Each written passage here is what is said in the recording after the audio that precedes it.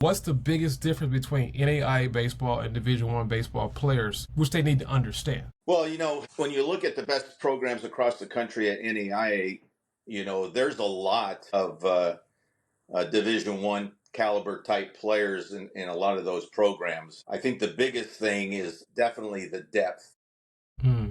without a doubt. I think a lot of the good programs across the country, and we have a lot of those programs in our own conference, that are nationally ranked. But the depth and the physicality probably is the one thing that shows up the most.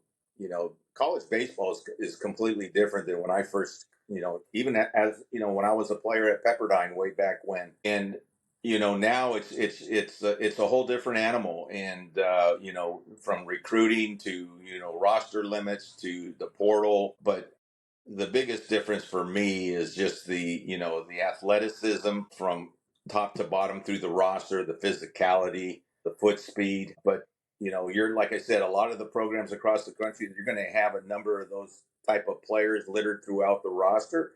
You're just Right. not going to have as many depth wise, from A to Z.